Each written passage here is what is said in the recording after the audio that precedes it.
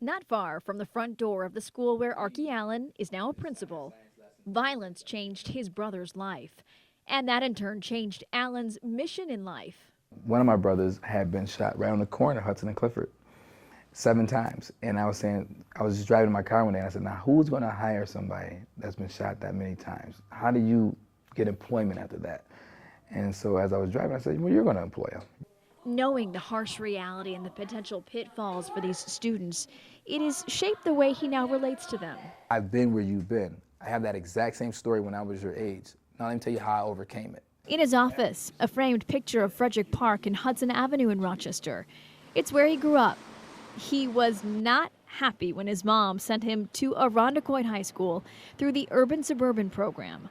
But through new friends there and going to their homes, he saw a different way of life. For example, he never imagined a home with more than one bathroom. Now I'm going, oh, to be successful, you don't have to do negative things. You don't have to sell drugs, etc. None of these guys do. Their parents don't sell drugs, and they have 1.5 bathrooms. So suddenly my criteria for what I wanted in life really increased because my desire was to have a house on Frederick Park too growing up, And apparently it doesn't take much to do that. But I thought my mother was successful, so that's what success was. So imagine all these students that grow up and this is their norm. Why don't you aspire to be something greater? Well, you think you are. His horizons expanded there and through a big brother, big sister mentor named Art Alvet, who is still very much in his life.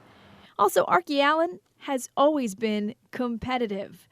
His strategy in high school was to sit next to the smartest student and then challenge himself to do better than that student.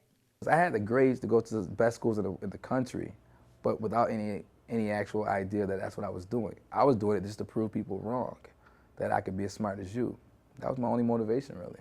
He took up wrestling at Irondequoit, and Ivy League colleges noticed. He went on to wrestle for and graduate from Columbia, then returned to Irondequoit as a math teacher.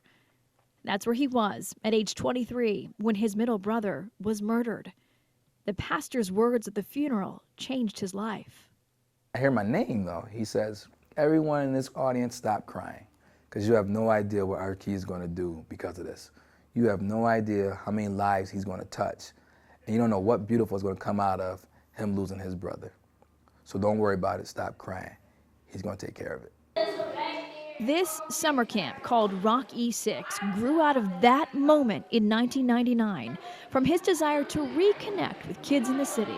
Over time, he earned 2 master's degrees and leadership positions in a few local school districts. He has been principal at Puck Achieve for almost a year now. Marcus Jenkins is going to be in the 6th grade here. He got me into lacrosse because, in the beginning of the year, I didn't do so good in school. But then once he got me in lacrosse and disciplined me, then I started doing better. The goal at Puck Achieve is to be a grade level ahead in reading and math with an A or B average. Principal Allen helps create measurable benchmarks for students to get there. I hate to say that's all it takes because it's just not that simple. It's really not. Because a kid wakes up one day really wanting to be smart and the next day wakes up like, do I really care? And you got to get up in their faces and keep reminding them of their goals. And reminding them he's been where they are. Sky's the limit for you. Sky's the limit for all of you. You can look and see I'm a living, breathing example of that. Jennifer Johnson, 13 WHAM News.